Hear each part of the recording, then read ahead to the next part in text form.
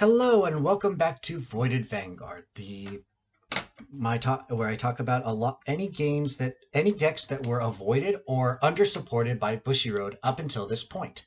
So for this one, I'm actually going to talk about a limit break deck that was actually started way back in the beginning of the series called Seal Dragons.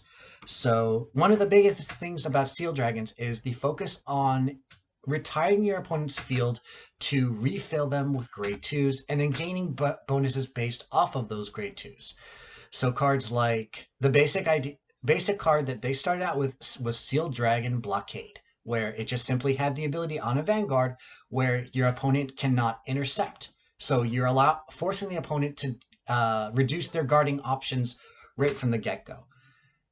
Then we had Blockade Inferno during the Limit Break era, where on a limit break cost of 2, a special counterblast with Seal Dragon in their name, note that that's important, you can retire all of your opponent's grade 2 rear guards, and then it pluses a 10k. So once again, this was another example of a deck that was not very well supported until right about now, and even then, we really didn't get a whole amount of massive support. We got some level of support in the form of the remakes of Blockade, Corduroy, and Kiersey. And while their effects are nice, they don't really fix the problem of the deck, where your main goal is to force your opponent to call grade 2s. And one of the ideas of that is also the fact that they did not print any extra PGs for the deck as well. Once again, PGs are definitely a big part of what makes the deck hard to play, because the only current PG that they have, the ones that actively have a protect marker built in, is Seal Dragon Rhino Cross, which was released in the same set as Blockade Inferno and has never been printed again. Now, this deck did not actually hit Limit Break, or Legion specifically, but it was mainly focused around Limit Break, and unlike Metal Boars, it did actively get more support during the G era. I do know that they actively printed more stuff during the Fighter collection, the second one, not the first one, because that one actively was Metal Boar. They actively did get several different sets that offered them a certain number of support pieces, but again, it is very hard to keep up with the current meta without that kind of extra support. And once again, 10k triggers, I would like them, but they're off the table because I feel like every deck should have them. So the idea behind the Sentinel is when you retire a certain number of your opponent's grade 2s, you can bounce it back to hand from your drop zone. Now this is another case where instead of it's recursion, but not recurring back to the deck, recurring back to the hand, so the effect must be a little bit more strict. Because you're not, one of the reasons is you're not required to have another copy of it in your drop zone. And then a G-Guard option, possibly named Canvas, as Seal Dragons are named after terms in fabric or sewing. And so Canvas is one of the toughest materials that I actually looked up. I didn't look very hard, but I did look it up. On place, you Soul Blast 1. It pluses 5k for shield for each opponent's grade 2. And then if there are no grade 2s on your opponent's side of the field, it would gain 10k shield and then countercharge you 1. So once again, this is based off of the idea that either you're gaining a bigger shield and actively recurring counterblast, or if your opponent's field is filled with grade 2s, it's a very big shield. And then another idea that I would like to introduce for Seal Dragons comes from Gridora from Mega Colony, where she created the Cradle markers. So this would be a Seal Remnant marker, referring to all the seals that are binding all of the dragons, as ripped off pieces land onto monsters and treat them as grade 2s. So you would place it on a circle, any circle. While it's on the circle, the unit is regarded as a grade 2. So it's not regarded as whatever grade it would be. So the main thing about this is not just the fact that it powers up effects for Seal Dragon, but it would actively be an effect that would stymie certain decks. For example, the biggest example would be Luard, where you're supposed to have it focuses on grade ones. So in this case, becoming a grade 2 would remove it from that cost and instead make it so that it's harder for the opponents to get that grade 2. The same thing would happen for a deck that runs maybe Dimension Police Geomaglass, where you remove the effect of the bonus that the grade 2 would receive and instead treat it as the grade 3 would receive as bonuses to power and shield, and then instead treat it as a grade 2. Then the Strider effect, which uses the effect of this, would be counterblast one specific Seal Dragon on stride into a Seal Dragon, because Seal Dragons do actively have strides. They have both Crossorigin and Granite Cross, and both of them are definitely very good strides. But neither one of them feels like a super good finisher. But you would retire one non-grade 2 unit off of your opponent's field, and then your opponent looks at the top 4 cards of their deck and chooses a grade 2 and calls it to the circle that unit was on. If the opponent finds nothing, then they create a Seal Remnant marker and place it on a circle, either open or with a unit on it.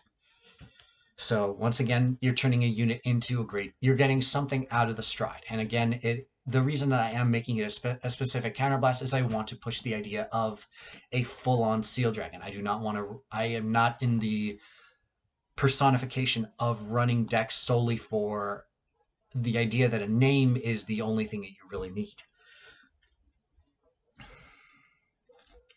Then as a GB2 skill, on attack, you retire up to 2 grade 2 units on each player's field. So this is very similar to Pearly Titan in the fact that you are retiring off of both players' fields.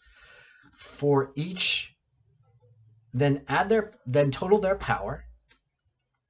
If the power total is 30,000 or greater, so if you're retiring at least 3 10k units, you automatically get the bonus. This unit pluses 1 critical, and then for that attack, only grade 2s can be placed on guard circle. So once again, this is a very big effect. It's not a hard effect to get off of. Excuse me. But it makes the unit very big. It makes it a very big hit, as well as a very hard skill attack to guard against. And then there's another option. This time I did actively create a grade 2 for this, which would be on place for Rearguard or Vanguard. You create a Seal Remnant marker on an opponent's Rearguard circle. And then as a Generation Break 1, on attack, you remove 1 marker to give the unit plus 10 and a crit. So it's essentially ripping off a piece of its bindings and then throwing it onto a circle. And then at the end, it's sucking that marker back up to gain power. Then also I created a stride fodder. And then once again, it is, if your Vanguard is Seal Dragon, you're paying for stride, it does get a grade boost, but instead of being a flat 2 boost to change it to a grade 3, for every grade 2 your opponent has, it pluses 1 grade. So it could legitimately be a dropping of 5. And then if you're discarding it for stride, you can pay a counterblast 1 to create a Seal Remnant marker for every 2 grade 2s on opponent's rear guards and place them on any circles. So once again, you're creating a marker that offers more grade 2s for you to chow on, as well as more stymies possibly for your opponents.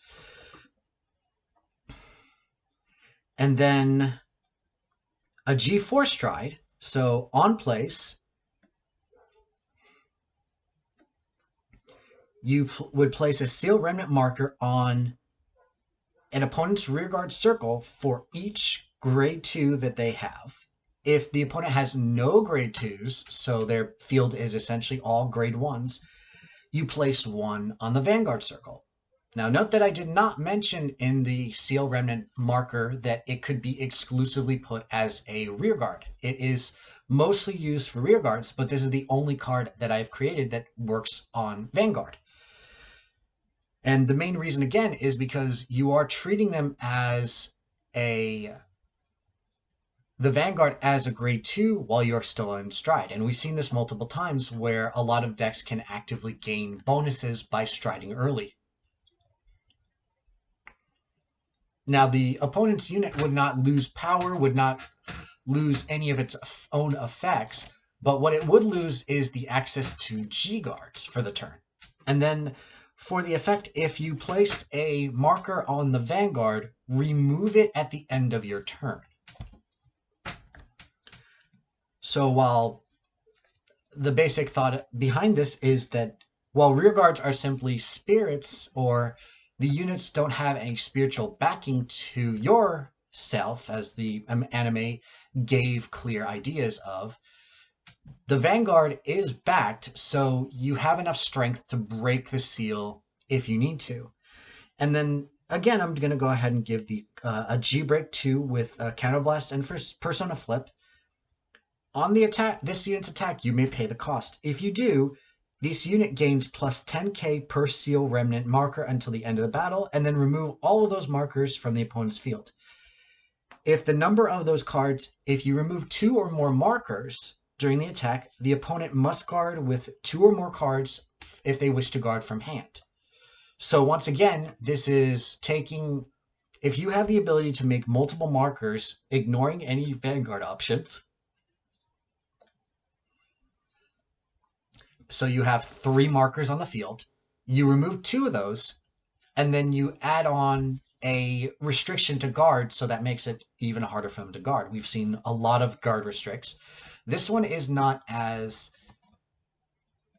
annoying, per se. It's still only 2 cards minimum, so it does not force the opponent to guard with like 6 cards from hand, or do something like Spinning Valiant, where it was, I believe, 3 cards per attack. Well, everything was only hitting the Vanguard.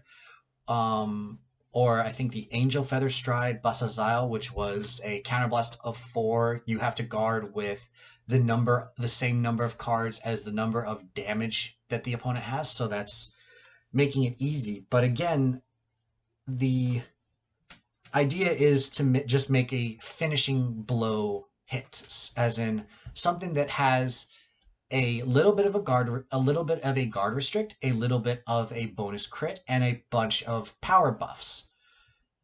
So once again, leave any comments for the deck if you wish to. If you wish to completely criticize, at least make it a certain level of constructive by adding your own effects. And I will catch you next time. Thank you.